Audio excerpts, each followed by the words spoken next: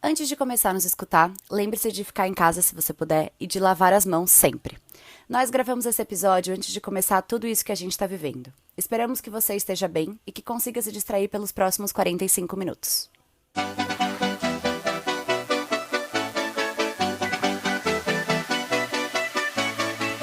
Oi, gente, tudo bem? Dá um oi, Fernanda. Oi, tudo bom? Fernanda, prazer. Este aqui é o Histéricas Podcast, um podcast sobre mulheres no audiovisual, feito pelo quê? Mulheres. Por militantes histéricas. Que aqui não tem descanso militante, viu, meninas?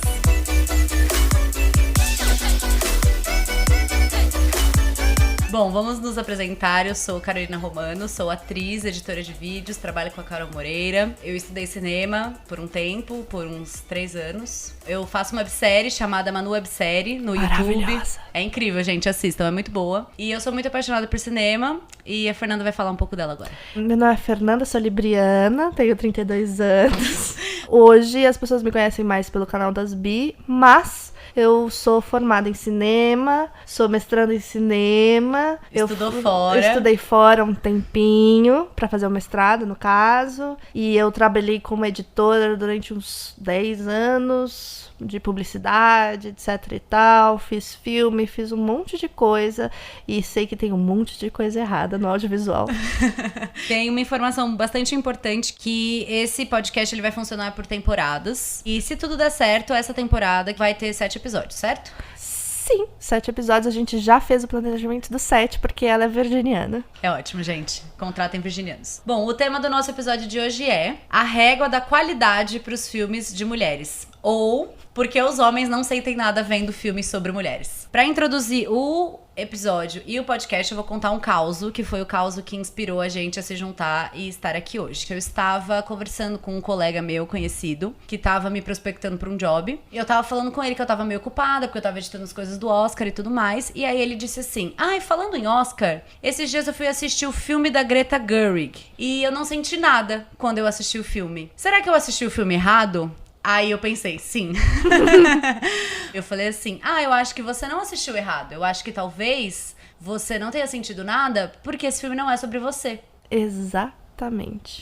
Aí o que aconteceu? Eu postei no Twitter e falei que isso daria um podcast. E aí a Fernanda falou assim, vamos fazer um podcast. Exatamente, porque é isso que eu faço no dia a dia da minha vida, que eu trabalho bastante, mas aí quando eu tenho uma folga eu fico no Twitter procurando mentes brilhantes pra poder fazer projetos juntos. Ai, amiga, eu sou uma mente brilhante. Você é uma mente brilhante, obrigada. amiga. Tô emocionada, gente. Essa foi uma declaração de amor, tá? É o máximo que você vai ter de mim. O lance é que o olhar do cinema é muito masculino. Então, em todas as etapas de um filme, a gente tem mãos de homens. Uhum. Quando você pensa no filme, quando você vai escrever o filme, quando você escala a equipe, quando você vai dirigir o filme, quando você coloca a história na tela. Então, o que acabou acontecendo foi, a gente tem uma perspectiva muito masculina no audiovisual. Claramente, o homem, por sempre ser representado em qualquer obra, ficou o quê? Mimadinho. E aí agora, quando você tem uma obra que não fale sobre ele, ou quando não é uma obra explicitamente sobre ele não consegue se relacionar sobre isso. Porque com girafas no Madagascar ele consegue se relacionar. Agora, se tem uma mulher, aí já tem uma parede ali e não rola. Pois é, e antes da gente entrar na nossa tese, a gente separou aqui alguns filmes pra poder concluir o nosso pensamento. Eu queria só fazer um parêntese sobre filmes de super-herói e dar 2 exemplos, que é o filme da Mulher Maravilha e o filme da Capitã Marvel, que na minha humilde opinião... Na minha também.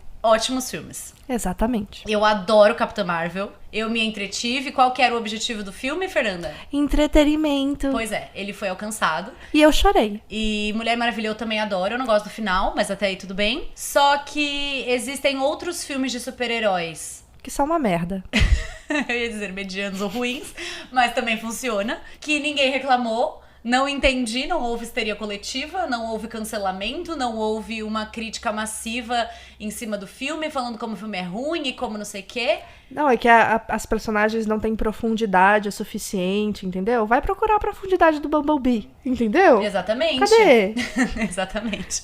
Enfim, e aí vem o lance do que a gente falou que é o tema desse episódio, que é a régua. Então, como é um filme com super-heroínas mulheres, a régua vai lá pra cima. O filme tem que ser muito excelente, os personagens têm que ser muito excelentes, as cenas de luta têm que ser as melhores cenas de luta já escritas e dirigidas na face da terra, e as atrizes, elas não podem ser só gatas, elas não podem ser só bonitas, elas têm que ser excelentes. E tem que dar as entrevistas do jeito certo também, quando elas estão divulgando o filme. Porque se elas Exatamente. fizerem uma carinha que as pessoas não gostam, aí já vão falar que ela precisa sorrir mais. Enfim, o nosso primeiro filme é o famigerado filme da Greta Gerwig, Adoráveis Mulheres. O melhor filme dessa temporada. Mentira. A gente vai falar dos 2 melhores filmes dessa temporada nesse episódio. É verdade. Tem Parasita também, mas tudo bem. O que é este filme, Fernanda? Esse filme é uma adaptação do livro da Louisa May Alcott. É assim que fala o nome dela? Eu acredito que sim. É de 1868 e conta a história das irmãs Mort, depois da Guerra da Secessão. É isso. Então é um filme de época. Maravilhoso.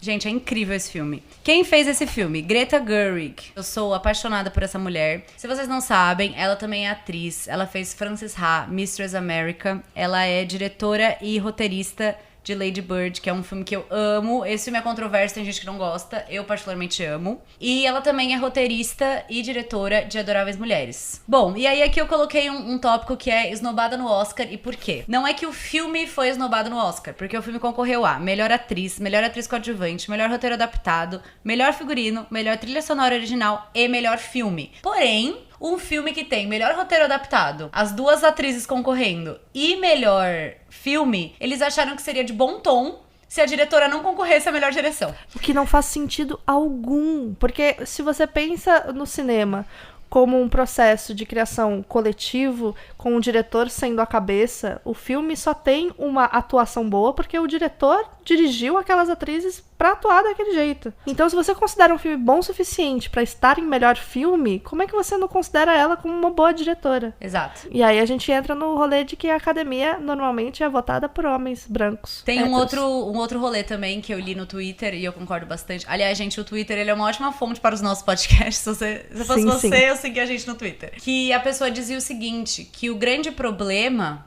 dessa categoria de melhor direção é que ela tem 5 vagas, mas na verdade ela tem uma vaga só, porque 4 vagas são para homens brancos que já dirigem há muitos anos e você tem uma vaga de representatividade. Então você tem uma vaga para um diretor estrangeiro, você tem uma vaga para uma diretora mulher, você tem uma vaga para um diretor negro e é sempre essa uma vaga que tem que ser concorrida por todo mundo. Claro, o Bong Joon-ho é um diretor excelente, eu não tô dizendo que a gente tinha que tirar o Bong Joon-ho para colocar a Greta Gerwig, não é isso? A gente tem que tirar um dos homens que já foi indicado 25 mil vezes. Ou então, no filme, antes você tinha uma categoria de 7 no melhor filme. Agora a gente tem 10, até 10.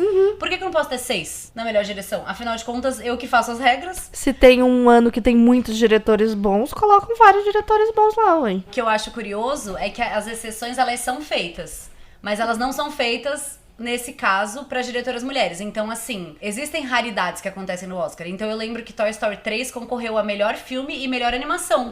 E isso é uma coisa rara de acontecer. Sim. É uma exceção à regra. E pode. Agora, com a diretora mulher, mesmo o filme dela estando concorrendo a melhor filme... Nossa, Não não pode. faz sentido nenhum. E aí a gente vai aqui exaltar esse filme e dizer o porquê que a gente acha que ele merecia ter sido um pouco mais exaltado. E eu, na minha opinião, acho que ela deveria ter concorrido a melhor direção. E tem 2 coisas que embasam a minha opinião. A primeira delas é a seguinte: todos os homens que tem nesse filme, eles são completamente apaixonados pelas mulheres das quais eles são apaixonados. E elas são mulheres fortes, elas são feministas, elas lutam pelo que elas querem. Em momento nenhum existe isso de que o homem não aguenta ficar com uma mulher forte, e de que o homem não quer uma mulher forte ao lado dela, e de que quando a mulher é feminista, o homem deixa de amá-la e não sei o que, e blá blá blá. Isso não existe, pelo menos não chegou em mim, isso em momento nenhum. Tem o fato de que o filme não é panfletudo, então ele não fica assim, tipo, olha como a gente é feminista, não sei o que, isso aqui é feminismo. São só mulheres vivendo as vidas delas tendo um bom senso, elas olham ao redor, têm um bom senso e vivem. E o mais genial pra mim de tudo é que tem uma das personagens que eu não quero dar spoiler, que ela decide que ela quer ser dona de casa. Ela decide que ela quer casar com o boy que ela gosta, e que ela quer ser mãe, e ela quer ser dona de casa. E isso, pra mim, é um ato revolucionário. Sim, principalmente porque ela tem uma irmã que é completamente o oposto disso, né? Que é a pessoa que tá ali quebrando todas as... Ela é a revolução em si, porque é isso, a gente tá... Principalmente na época que o filme retrata, né? É um filme onde ficar em casa e tomar conta do marido era o comum. Essa personagem teve esse deslumbre de não viver isso, porque era uma família que apoiava que as filhas fizessem o que elas quisessem, e ela escolheu. Ela se apaixonou por aquele cara e ela resolveu que ela ia ficar lá. E eu acho legal também, porque a gente não vê nem o pai nem a mãe repreendendo essa decisão dela, mesmo Exato. sendo os pais que educaram pra elas serem o que elas quiserem. A discussão que tem sobre isso é com as irmãs. É quando ela diz que, tipo, não é porque os meus sonhos são diferentes do seu que eles valem menos. E isso pra mim é muito feminista. Isso pra mim é muito sororidade. Mana, se essa decisão é sua, vai lá. Vai fundo. Brilha. Não, o que me marcou muito é uma frase que aparece mais pro final do filme, quando elas estão discutindo que o filme, ela própria é meio que metalinguagem, né? Então ela tá escrevendo um livro que vai virar um filme, e aí a gente tá vendo o filme que virou a filme que ela escreveu. Então, enfim, deu pra entender. E aí ela fica se questionando, quem que se interessaria por uma história como essa? Por que essa história é importante? E aí a gente se questiona, o que faz de uma história interessante? É o fato de já terem contado essa história várias vezes e feito ela importante, ou o fato dela ser importante pra mim e eu preciso contar essa história? Eu acho que a gente tá vivendo isso daqui hoje, uma mudança no aspecto. Tipo, a gente precisa ver mais um filme sobre a Primeira Guerra Mundial, entendeu? Exato. Essa história contada do mesmo lado o tempo inteiro. Na Primeira Guerra Mundial, muitas coisas aconteceram. Inclusive, mulheres ficaram em casa tomando conta das cidades. Sim. Por que essa história não é importante ou menos importante? Tem uma personagem que é a personagem da Amy, que é a Florence Pugh, que, gente, ela é perfeita, essa atriz, ela concorreu a melhor atriz coadjuvante, e ela está em Viúva Negra, perfeita. Ela vira pra Joe, que é a personagem que tá escrevendo o livro, e que pergunta se essa história é importante, se as pessoas vão querer saber sobre a vida delas, e a Amy fala pra ela algo parecido com: se você contar, as pessoas vão querer saber. E é muito sobre isso, assim, tipo, como é que eu vou saber que eu quero ouvir uma história que eu não ouvi ainda? Exatamente. Eu acho que a gente tá vivendo um momento que a gente tá querendo ouvir histórias novas, e a gente tá vendo esse movimento. Eu acho que por isso que a gente se achou no Twitter, que agora a gente consegue falar sobre coisas, e tem outras pessoas. A gente espera que tenha alguém ouvindo a gente e falando, eu queria ouvir sobre isso também. Aproveitando que a gente tá falando sobre isso, a gente vai pro nosso segundo filme, que, nossa, gente, impactadíssima. Esse foi o filme mais recente que a gente assistiu. Que é Retrato de uma Jovem em Chamas. Esse filme é da diretora Celine Sciamma, que também é diretora de Tomboy, que é um filme de 2011, que é maravilhoso, então assistam. Acho que eu tô falando isso olhando pra Carol, porque ela não assistiu ainda. Mas é um filme que retrata a Marianne, que é uma jovem pintora do século XVIII, lá da França, que mandam ela pra uma casa pra ela fazer o retrato de uma outra jovem que não tá querendo ter o seu retrato pintado, porque eles estão querendo pintar o retrato dela pra mandar ela pra casar. É que eles tinham um costume de que quando você casava, é algo parecido com isso, tá, gente? Não é exatamente isso, mas você tinha que pintar o retrato seu pro seu marido, porque aí ficava lá nas casas pendurado, a mulher da casa, né? Tinha um retrato da mulher da casa. Na minha avó tem uma foto dela virgem, sabia? Que o meu bisavô mandou tirar antes dela casar. É meio isso. Esse tipo de coisa. Só um detalhe que o Adoráveis Mulheres que a gente falou é um filme americano, de 2019, e esse é um filme francês, de 2019. Agora, pra parte polêmica! O Gregório do Vivier tweetou o seguinte sobre o filme, tá? Detestei o filme. Meus amigos homens detestaram. Minhas amigas mulheres amaram. Todos os críticos homens detestaram. Marina Persson interveio fazendo justiça e provando a importância de um jornal ter críticas mulheres. E aí ele linkou uma matéria da Marina Persson pra Folha, que inclusive é uma matéria ótima. Se eu fosse você, eu iria atrás pra ler. E o que este tweet me faz sentir a respeito disso? Ódio. Que é uma coisa que a Marina discute na crítica dela, que é o fato de que, tipo assim, essa narrativa, ela é muito feminina. Ela é tão feminina que ela não tem nenhum personagem homem. Tem um personagem homem que aparece, assim, 3 segundos, que é pra ter uma grande quebra pra uma das personagens, assim, tipo, né, jogar um choque de realidade na cara dela. Mas é uma... E tem os caras do barco. E tem os caras do barco, exato. Aliás, essa gente, coitada, viu? Guerreira, essa pintora. Não, eu achei engraçadíssimo que começa o filme com ela dentro de um barco com um monte de macho. Ela tá indo pra poder pintar um retrato, ela tá com uma caixa, com os quadros. Aí a caixa cai no mar, os machos ficam olhando, não fazem nada, e ela pula no mar e vai buscar. Maravilhosa, me apaixonei ali. Gente, ela é bem perfeita, eu fiquei bem apaixonada mesmo. A gente tem 3 personagens aí que tem histórias relevantes, que é a pintora, a menina que vai ser pintada e a mãe da menina, que eu acho que é uma ótima personagem também. E tem a menina que trabalha na casa, que tem uma história super importante também, que é tipo... Nossa. Que é muito legal. Gente, esse filme é um show de sororidade. Se você fala assim, mas eu não sei o que é sororidade, assiste esse filme e você vai entender. Ele é um filme... Essa diretora é genial, gente. É um filme que ele fica inteiro em silêncio, o filme não tem trilha, de propósito. A música aparece em 3 momentos do filme, que eu não vou falar pra não dar spoiler, mas são momentos onde a música ela é realmente muito importante, ela tá lá pra representar um outro sentimento. Tipo, eu quero te explicar o que significa isso. E aí a música, ela chega. Então, é um filme assim... Gente, filme francês, né? Filme parado, aquela brisa, aquela coisa louca que eu amo. E com narrativas femininas, com 2 mulheres... Eu acho que não é um spoiler pra ninguém que é um filme LGBT, né? Acho que todo mundo já sabe. Não se pegam. Elas se pegam. É ótimo. E o que acontece? O que é de mais ótimo nisso? Que elas se pegam numa perspectiva feminina. Sim, então não vira um filme pornô. Exato. A diretora é mulher e as cenas onde elas ficam e se envolvem e tem diálogos com alguma conotação romântica, que não são todos, são muito poéticos, muito bonitos, muito sensíveis, ao contrário do filme que não deve ser citado. Pode citar, que azul é a cor mais quente, pode citar, entendeu? A gente provavelmente vai falar desse filme em algum momento nesse podcast, total. Onde a gente vai reconhecer algumas coisas pontuais que foram importantes e vai falar tudo que ele cagou. E não é o fato de ter nudez ou não ter nudez, porque esse filme tem nudez. Esse filme tem sensualidade, esse filme tem um monte de coisa que é maravilhoso, mas ao mesmo tempo você vê que não é um olhar estranho objetificando aqueles corpos. Aqueles corpos estão simplesmente sendo naquele ambiente.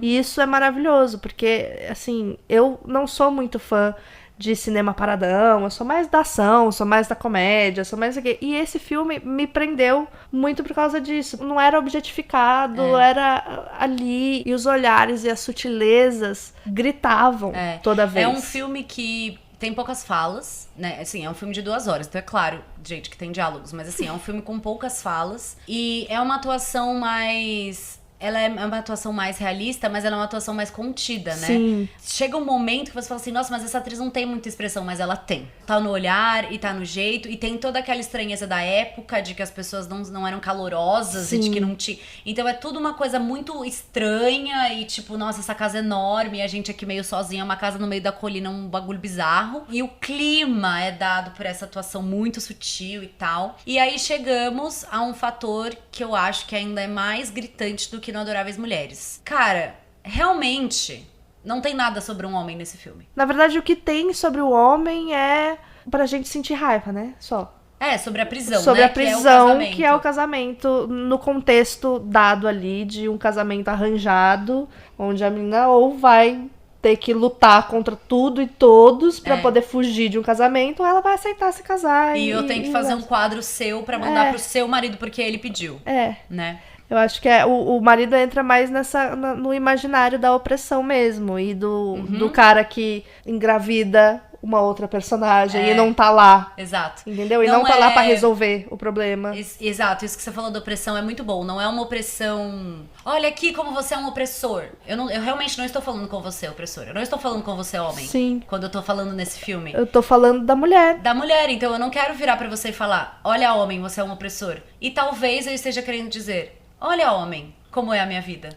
Olha, homem, como eu me sinto. É só isso. É só isso. E não precisa ter o homem nesse rolê, porque é sutil essa prisão. E acho que por isso, por ser tão sutil essa prisão, é que o homem realmente não se enxerga em nenhum lugar nesse filme. Porque se tivesse aparecido um cara escroto no filme falando, você vai casar comigo sim, eu quero esse quadro sim, o homem talvez gostaria um pouco mais desse filme, entendeu? Talvez ele dissesse, o meu pai é meio assim. Agora eu entendi, essas mulheres estão sofrendo por causa dessa estrutura machista e patriarcal que faz com que elas não possam ser quem elas querem ser. Total. Mas aí como não tem essa obviedade, fica tudo na sutileza, é só só um romance entre duas pessoas que decidem não ficar juntas. Decidir é uma palavra forte, mas tudo bem. É forte. É forte. E este filme perfeito, maravilhoso que estamos exaltando, ele foi sim esnobado no Oscar. Eu não assisti o filme francês que foi indicado como melhor filme Mas estrangeiro. tô com raiva dele. Que chama Les Misérables. Não é Os Miseráveis musical, tá bom? Se fosse, valeria a pena. Se fosse, tudo bem.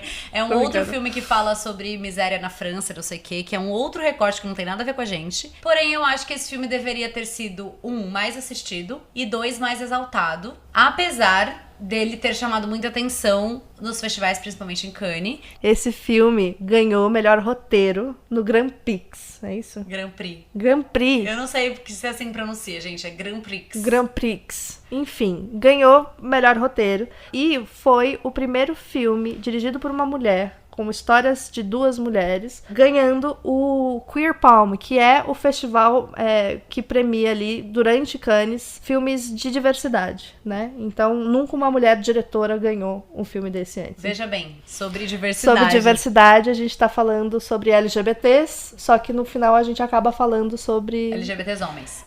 GG.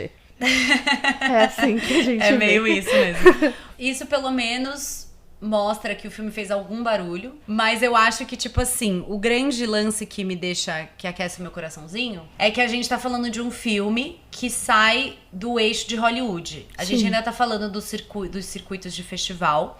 E é claro que é um filme francês. E Cannes, pra quem não sabe... Festival de Cannes, é na cidade de Cannes, que fica na França. Já fui. Eu já fui também, fui pra lá em 2018, é um evento muito legal. Então é claro que os filmes franceses têm alguma, né, como é que se diz? Preferência, Sim. né? As pessoas vão assistir porque é o filme deles e não sei o quê. Mas não é uma visão americanizada sobre as coisas. Não é um filme de século, né? Sim. Americanizado e com uma visão americana sobre aquilo. É um filme bem francês. Bem francês. Bem francês. E é importante ressaltar também que a Europa é uma grande influência no cinema de arte no mundo, Sim. né? Sem falar de entretenimento. Então eu acho que o filme pelo menos conseguiu fazer algum barulho. Isso me deixa bem feliz. O que me deixa triste é que agora, no início de 2020, rolou o César, que é César, não sei o nome, em francês. É uma premiação como se fosse o Oscar da França, onde eles premiam os melhores filmes franceses, só da França. É tudo francês. Inclusive, a nossa amiga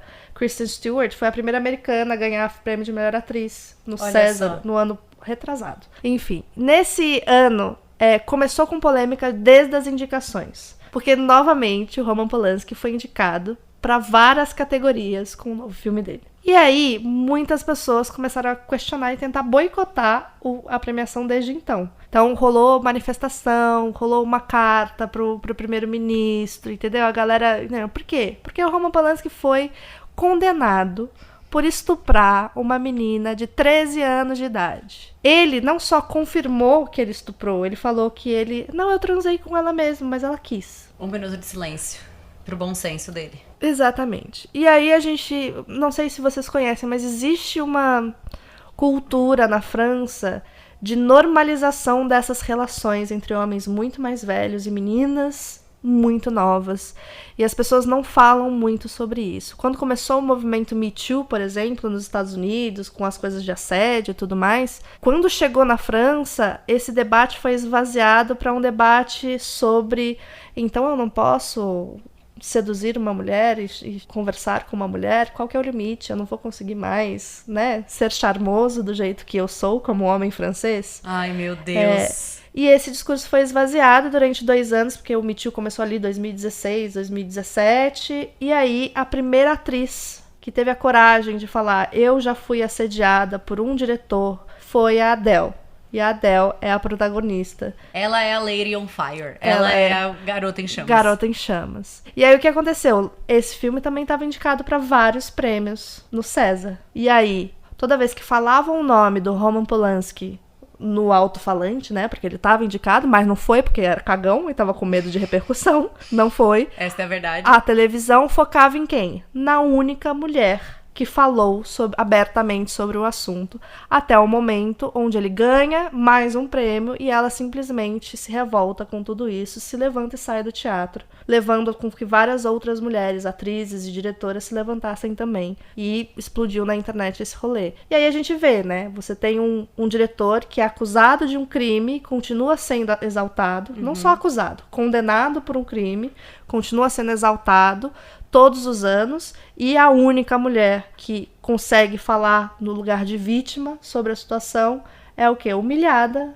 em rede nacional. Então, a régua é realmente muito diferente entre homens e mulheres. A gente falou de sair um pouco do circuito de Hollywood, então a gente quer aproveitar e vir aqui pro Brasil, que é um filme que eu amo, assim, demais. E eu choro, gente, quando eu vejo esse filme. Que Horas Ela Volta? Um dos melhores filmes brasileiros já feitos. Eu concordo. Que é dirigido pela deusa rainha Ana Mui Laerte. Pra quem não conhece Ana Mui Laerte, ela dirigiu também Mãe Só Há Uma, que é um filme incrível também. É um filme controverso, igual Lady Bird, tem gente que ama, tem gente que odeia. Eu amo. E ela era roteirista e fazia parte da cabeça de criação do Castelo Rá-Tim-Bum. Ou seja, perfeita. A Ana, ela, até 2018, eu sei que ela era votante da Academia do Oscar. A gente não encontrou aqui na internet se ela ainda é ou não, mas acredito que seja, o que é uma coisa importante. Porém, a gente quer falar um pouquinho sobre a diferença de uma diretora brasileira que fez um filme tão relevante, que é um filme que explodiu lá fora, que a crítica estrangeira amou, e que na prática, assim, tipo, ela lança um filme a cada 2 anos, tem uma dificuldade absurda de verba. É muito interessante esse caso específico, porque lançou em 2015. Eu tava morando nos Estados Unidos, numa cidadezinha minúscula em Ohio. E eu fiquei sabendo do filme, não por causa dos amigos e das coisas, das conexões com o Brasil. Eu fiquei sabendo porque a cidade onde eu morava tinha um festival de cinema que era bom, né, bacana, alternativo e tal. E a gente participava ativamente desse festival. E aí uma das coisas que aconteceu é a gente trocava muita ideia com os diretores e tal. E todos os diretores que a gente conheceu com filmes fodas que estavam lá concorrendo, eles perguntavam: você já assistiu o filme da Ana Mui Laerte? Eu falei assim, não. Nossa, mas é maravilhoso esse filme. Por que você não assistiu ainda? Não é um baita sucesso no Brasil? E aí eu assisti, aí quando eu assisti chorei que nem uma criança de 2 anos de idade, com todos os socos no estômago que esse filme me deu, como classe média, etc e tal, porque minha história é a história da patroa da Val e não da Val, né? Mas, ao mesmo tempo, me deu esse negócio que eu comecei a ler as críticas sobre. E eu nunca vi um diretor ou diretora brasileira sendo falado tão bem, onde as pessoas, cara, falavam, ela é genial, esse filme é genial, esse filme é um filme pra acontecer uma vez a cada, não sei... E aí você fala, tá, o que vai acontecer agora? A gente tá em 2020, entendeu? E eu não vi uma série assinada por essa mulher maravilhosa ainda na Netflix. Eu não vi um filme de 2 papas ainda dirigido por ela, entendeu? Não que esses diretores sejam ruins. Não, eles têm o mérito deles. O Fernando Meirelles é um diretor maravilhoso. Sim. Mas é que eu acho que a Ana, ela não perde pro Meirelles. Não. Não é que o Meirelles ou qualquer outro diretor brasileiro. A gente não tá falando aqui de jeito nenhum de meritocracia. Não. Tipo assim, não é que ele foi convidado pra dirigir um filme porque ele merece mais do que a Ana ou porque ele é mais talentoso do que a Ana. Não é por causa disso. É por causa do sistema. Do sistema de audiovisual e da falta de representatividade de mulheres no audiovisual, que é o porquê estamos fazendo esse podcast. Exatamente. Eu tava lendo outro dia, em 2019, acho que foram só 6,5% dos filmes mais rentáveis hollywoodianos foram dirigidos por mulheres. Isso é muito pouco, gente. Hollywood é uma indústria. Eu acho que é importante a gente ressaltar isso, que a gente não tá falando que o cinema brasileiro produz pacas. Nossa, como a gente produz muito. O cinema hollywoodiano é uma indústria. Como ele é uma indústria, ele emprega muitas pessoas. Ele produz muitas coisas boas e ruins. E a gente não tá entrando no mérito de se o filme é bom ou não. A gente tá falando de filmes rentáveis. Filme rentável significa a quantidade de pessoas que foi assistir esse filme no cinema ou que ele rendeu depois, quando foi vendido para um streaming. Quer dizer... Não, e tem uns estudos que mostram que as mulheres, quando dirigem... quando dada um monte de dinheiro pra uma mulher, ela vai lá e faz um filme que é mais rentável do que um homem. Porque normalmente eles dão menos dinheiro pra mulher do que eles dão pro homem. Claro. Então ela vai lá e faz mágica e rende muito mais pros estúdios do que um macho. Bom, e voltando um pouquinho pra Hollywood, mas saindo um pouquinho do eixo de filmes de festival, esse momento é meu, este momento é meu. A gente vai falar de um filme adolescente, sim, porque eu tenho 15 anos por dentro, que é o filme Booksmart, ou Fora de Série, que é um filme dirigido pela Olivia Wilde. Sim, a Alex de DLC, o primeiro crush lésbico de todo mundo. Sim. Ela também fez Dr. House, é um filme adolescente, como eu falei. Ele não é come of age, eu não diria que ele é um filme come of age. Você diria? Eu acho que ele é um filme adolescente sobre formaturas. Sobre o final do high school. Final do high school, né? Sobre o início ali da vida que a gente acha que vai ser adulta, mas não é tão adulta assim. Só depois dos 20, viu? Se você não sabe, se ninguém te contou ainda, eu vou contar agora. E aí, o que acontece é um recorte super americanizado e super de high school e tudo mais. Porém, a gente trata aqui, primeiro que a gente tá falando de duas melhores amigas adolescentes e uma delas é lésbica e a outra é gorda. Começamos aí. Tipo assim, nenhum filme, né, fala sobre isso na adolescência. Não. Todas elas são exatamente iguais. E a gente tá falando dessas duas personagens. Rola um feminismo e uma sororidade maravilhosa. Elas fazem uma coisa que eu faço com as minhas amigas. Inclusive, eu me arrumo pra ver minhas amigas. Eu me arrumei pra vir aqui gravar com a Fernanda. Eu não me arrumei, eu tô em casa.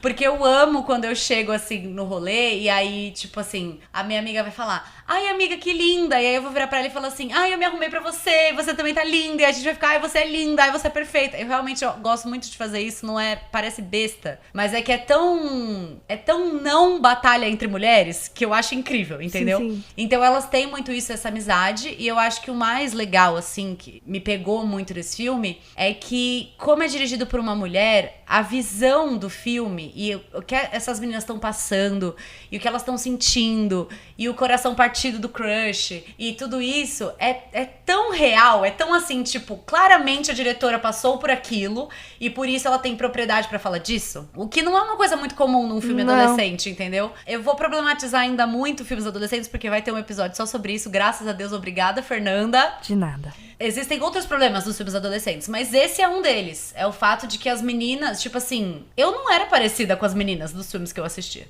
Eu também não. Não, a gente não era parecida, a gente não se via, mas ao mesmo tempo, como parecia ser a única forma de ser, a gente acabava interiorizando tudo que a gente via. E a gente vai falar mais sobre isso no episódio específico sobre, mas eu acho que é muito legal porque traz uma visão diferente, de que você pode ser o que você quiser. E tá tudo bem. E eu acho, só pra concluir sobre esse filme, que ele fez um certo barulho também. Eu acho que eu passei 2019 inteiro, ele estreou no primeiro semestre, e eu passei 2019 inteiro ouvindo falar sobre esse filme. Foi indicado pro Globo de Ouro. Exato. E pessoas que não gostam de filmes adolescentes falaram sobre esse filme, falaram sobre como esse filme é bom.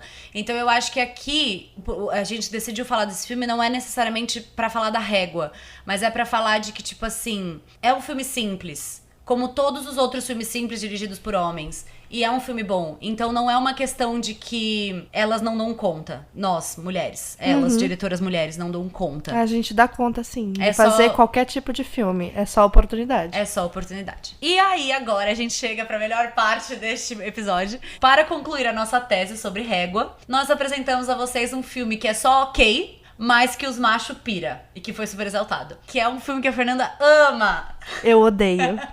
Ford versus Ferrari. Gente, que filme ruim. Mas a gente escolheu justamente pra finalizar do mesmo jeito que a gente começou, que é com um filme que foi indicado a melhor filme no Oscar. E nas outras categorias, ele concorreu a mais 3, que foram nas categorias técnicas. Aí eu até aceito.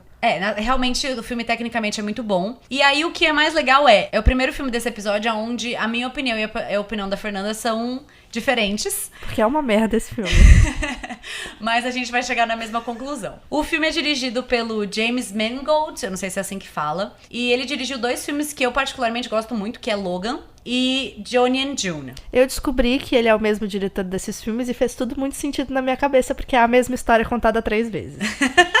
Calma, vai chegar na sua vez, Fernanda, segura. É um filme estadunidense também. Assim, muito resumidamente, ele conta sobre uma treta que teve entre a Ford e a Ferrari, tá? É um filme de carro. E vamos lá, eu vou contar o meu causo. Aí a partir dele eu vou dar minha opinião do filme. E aí, Fernanda vai brilhar. Eu tô me segurando aqui, vai lá. Eu fui assistir esse filme na Black Friday com meu pai. E os ingressos eram R$5. Era... Maravilhoso, pelo menos você não gastou muito dinheiro pra assistir esse filme de merda. Era cinema Black Friday. A pipoca foi mais cara do que a entrada. Só um background aqui pra vocês entenderem. O meu pai é engenheiro. Aí eu pensei, nossa, acho que meu pai vai amar esse filme. Fui muito sensata. E levei meu pai pra assistir, a gente foi assistir e tal. O Christian Bale é maravilhoso, eu acho esse ator perfeito. E aí a gente saiu do filme, entrou no carro, e aí começou a discutir do filme. E como meu pai é engenheiro, ele é super engajado, então ele super sabia da história, e aí ele falou várias coisas. E aí comentamos, e eu falei, nossa, que momento gostosinho, pai e filha. Adorei esse filme é muito legal, me entreteve e tal, não sei o quê. Mas... veio agora aqui a minha reflexão, porque a desconstrução, ela é aquela pílula do Matrix. Uma vez que você se desconstrói, você não consegue mais desver as coisas. Então... eu comecei a pensar assim, tipo, cara, tudo bem, eu gostei do filme, a experiência do filme foi gostosinha, mas a única personagem feminina que tem nesse filme, ela é uma projeção da esposa que os homens gostariam de ter. Aqui tem fala, né? Aqui Porque tem fala. várias outras mulheres que estão ali só pra ser gostosonas, assim como acontece nas pistas de corrida até hoje. Aí tem esse fato de que, tipo, ela é total uma projeção. Gente, eu não conheço nenhuma mulher que seja desse jeito. Assim, nossa, ela é tão compreensiva que eu fico assim, nossa, meu anjo, né? Ninguém é tão compreensiva assim. E a única cena de destaque que ela tem é uma cena que ela dá um piti, tipo, ela tá dirigindo o carro e aí ela dá um piti com o Christian Bale, porque ele não contou uma coisa pra ela. E essa é a cena de destaque dela. Problemático. Só isso que é problemático? Vai, Fernanda, brilha. Não, o meu rolê com esse filme é o seguinte, é um filme de redenção masculina, é um filme onde o cara que tá há anos e ele tem todos os seus princípios e ele é cabeça dura e ele que é gênio, ele quer fazer as coisas do jeito dele, e aí ele tem pessoas ao lado dele que fazem dele uma pessoa melhor, que é a esposa compreensiva pra caramba, e daí ele sofre muito, ele tem pessoas colocando ele pra baixo o tempo inteiro, até o momento que ele vai lá, se supera, ganha. E aí é isso o filme, entendeu? É um filme que eu já assisti 25 mil vezes essa história, inclusive dirigida por o mesmo diretor. Porque é exatamente isso que acontece em Johnny Jr. É um cara genial, mas com um gênio forte, que precisa de uma pessoa super compreensiva do lado dele, pra falar, não, tudo bem, você é um viciado, mas eu tô aqui pra te ajudar, vamos junto, vamos te ajudar. É exatamente a mesma coisa, só que o Johnny era viciado em droga e o outro cara era viciado em correr muito rápido. Né? Não vou entrar aqui em mérito de final, mas acontece o que acontece. Não é um filme que você sai e fala assim, nossa, aprendi alguma coisa nova sobre o mundo, nossa, aprendi uma perspectiva nova sobre as pessoas. Eu aprendi sobre carros. Você queria saber sobre carros? Não, eu só fui levar meu pai. Ah, então. Também foda-se, entendeu? Eu não tô interessada num carro que corre muito rápido. Eu tô interessada em um carro elétrico que não, né? Não que polui. Não polui, olha só. Fica a Eu dica. sou #militei. Mas o que me incomodou muito é ver esse filme equiparado com um filme como Adoráveis Mulheres, como Parasita. E aí eu coloco até a bosta do filme, que eu também não gosto tanto, mas 1916. Eu amo. Que pelo menos 17. é um filme... 17, aí, tá vendo? Nem sei. Pelo menos é um filme que tem uma justificativa pra ali por ser um filme diferentão com 25 mil planos sequência que não acaba nunca, aquele negócio que você fica com sono e você fala, tô tonta, não quero saber o que vai acontecer. Não é o tópico. Tá bom, mas enfim, vocês me entenderam. E aí, cara, acho que a diferença desse rolê é o seguinte, eu não gostei desse filme, eu não achei esse filme bom, mas eu achei um filme bem feito, inclusive se ele tivesse sido só indicado como melhor edição, melhor mixagem de som, etc e tal, beleza, achei o Christian Bale, até merecia uma indicação,zinha. Gente, aí pela 15ª vez que ele fez um homem perturbado. Se ele fizer um tapete, ele vai ser incrível. É que ele gosta de fazer homem perturbado. Mas ele é bom nisso. Ele é muito bom nisso. Pra amarrar esse rolê, é isso. Eu vi muitos homens entrando no Twitter pra poder falar mal de Adoráveis Mulheres, falando assim, nossa, que filme horrível, não sei o quê. Eu assisti esse filme, eu não gostei. Mas você não vai me ver por aí fazendo uma crítica falando sobre tudo. Não, na verdade eu tô fazendo um podcast. Mas vocês vão entender o porquê.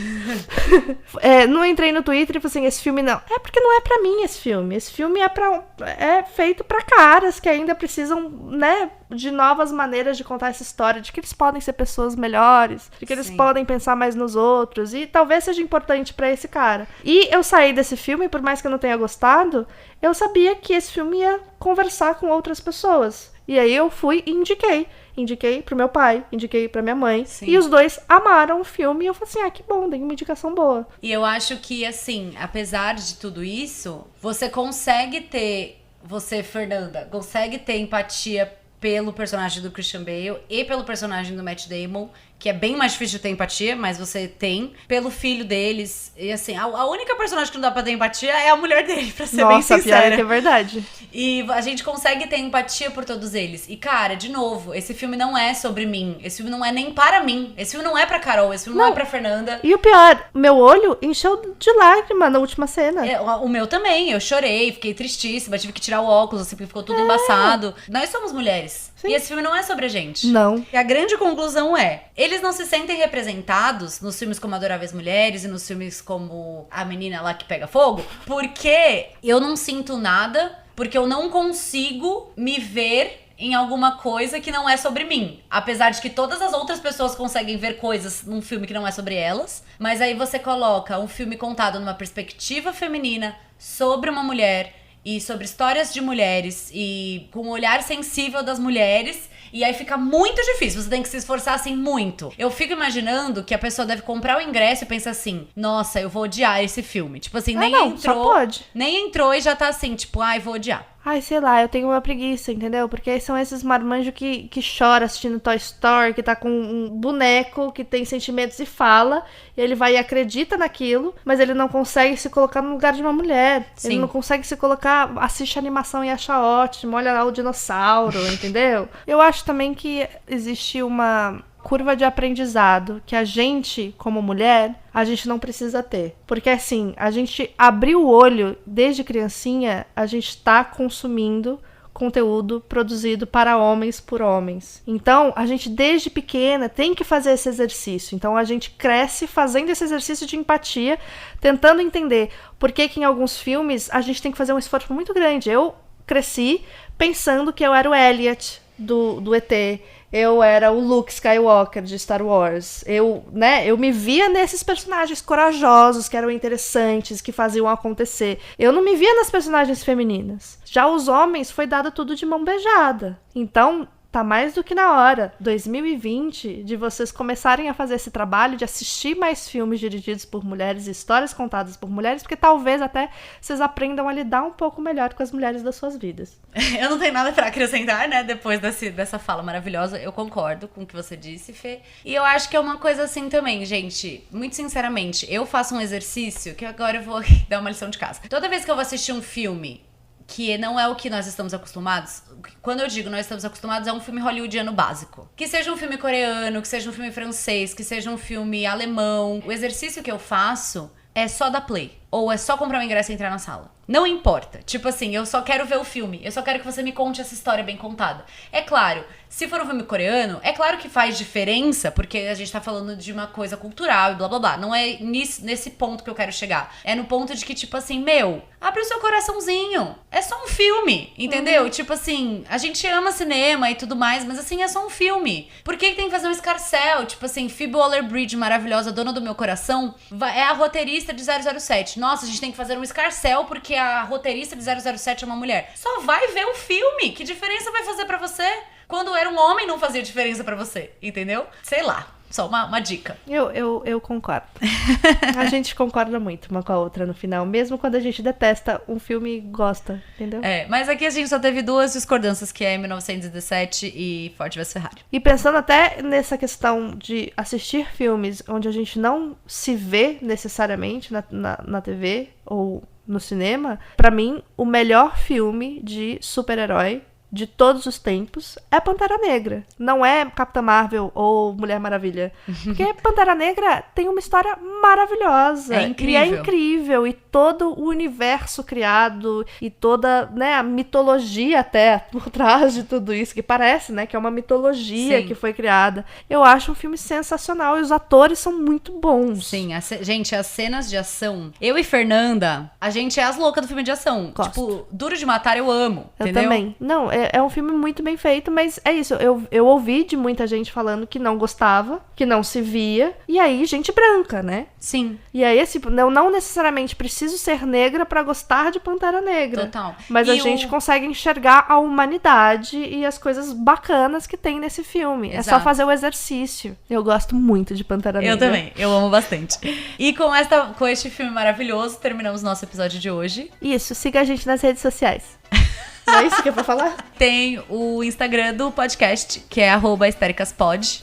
E tem o Twitter também, @hystericaspod. Bom, a gente espera que vocês tenham gostado, né? Tanto desse episódio quanto que vocês gostam dessa temporada e dessa ideia maravilhosa. Compartilha aí com as pessoas. E- Marca a gente quando estiver ouvindo. Isso, marca a gente quando estiver ouvindo. Eu amo. Ah, esse momento chegou. Gente, obrigada pela sua... Qual que é o próximo episódio? Bom, o próximo episódio, Fernanda, é conteúdo para adolescentes. Olha só. Esse momento chegou! Tô muito feliz. Eu vou ter que controlar a Carol, mas vai dar tudo certo, gente. Então é isso. Um beijo. Obrigada. Tchau. Esse podcast é roteirizado e apresentado por Carolina Romano e Fernanda Soares. A identidade visual foi criada por Nathalie Martins. E esse episódio foi editado por ela mesma, Carolina Romano.